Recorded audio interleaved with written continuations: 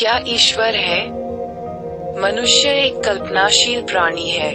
अपनी अद्भुत कल्पना शक्ति के कारण इसने सुई से लेकर एरोप्लेन, एरोप्लेन से लेकर रॉकेट और रॉकेट से लेकर रोबोट तक का आविष्कार कर डाला। इसी तरह अन्य जीवनोपयोगी अनेक साधनों को खोज निकाला। वास्तव में अवनितल पर प्राणी मात्र में मनुष्य का मन सर्वाधिक विकसित होने के कारण इसे मनुष्य के नाम से पुकारा जाता है। यद्यपि शारीरिक दृष्टि से इससे कई गुना बलशाली प्राणी संसार में मिल जाएंगे, लेकिन बुद्धिबल में इसका कोई मुकाबला नहीं कर सकता। मनुष्य को अपने इस विकसित मन में सत्य, शील, दया, धीरज, विचार, मैत्री, मुदिता, करुणा आदि मानवीय गुणों को विकसित कर अपना जीवन सफल बनाना चाहिए था। लेकिन अफसोस की बात तो ये है कि ऐसा न करते हुए इसने अपने इस मन में काम, क्रोध, राग, द्वेष, लोभ, मोह, छल, कपट, चोरी, हिंसा, व्यभिचार, अनाचार आदि दुर्गुण दोष भर लिए और अवनति के मार्ग पर अग्रसर होकर अपने जीवन को दुःखमयी बना डाला। मनुष्य जन्मजात विषयासक्त है, विषय भोगी है और विषयों का पक्का कीड़ा है। इसलिए विविध प्रकार के भोग पदार्थों को प्राप्त करने के लिए ये काम, क्रोध, लोभ, लालच आदि करता है।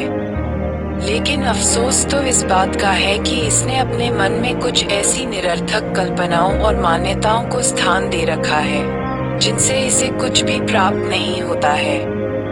उल्टे उनसे इसे पग पग पर हानि ही उठानी पड़ती है और परेशान होना पड़ता है। ऐसी निरर्थक कल्पनाओं एवं मान्यताओं में भूत प्रेत, डायन चुड़ैल, तंत्र मंत्र, जादू टोना आदि हैं। इनके चक्कर में पड़कर यह पूरी तरह से घन चक्कर बन जाता है और अपने जीवन को निरर्थक कर बैठता है। उपरोक्त कल्पनाओं और मान्यताओं की तरह मनुष्य ने अपने मन में एक ऐसी कल्पना को जन्म दे दिया जो कहने सुनने में बड़ी ही मधुर लगती है, लेकिन वास्तव में उससे खतरनाक और घातक कल्पना उसके लिए कोई दूसरी हो ही नहीं सकती। उसकी वह कल्पना है ईश्वर की कल्पना।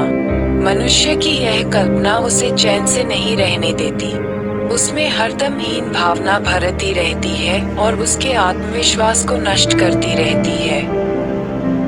मनुष्य द्वारा की गई ईश्वर की यह कल्पना एक तरह से उसके लिए नशे की तरह साबित हुई, क्योंकि जब उसके मनो मस्तिष्क में ईश्वर की कल्पना का नशा सवार होता है तो उसे पूरी तरह से बेभान कर डालता है।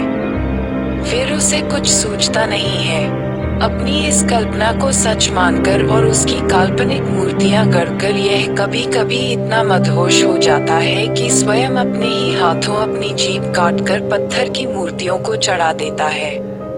कभी भेड़, बकरी, ऊंट और गाय जैसे निरीह मूक प्राणियों की हत्या कर डालता है। अपने ही सहोदरों को मार गिराता है। बलि के नाम पर अपने ही पुत्र की निर्ममता पूर्वक हत्या कर डालता है। यहाँ तक कि कभी कभी यह अपनी इस कल्पना के नशे में इतना बेसुध हो जाता है कि अपने स्वयं को भी मौत के घाट उतार डालता है। दोस्तों, आज के लिए इतना ही। वीडियो अच्छा लगा तो वीडियो को लाइक करें, चैनल को सब्सक्राइब करें और बेल आइकॉन दबाएं हमारे वीडियोस की नोटिफिकेशन सबसे पहले पाने के लिए।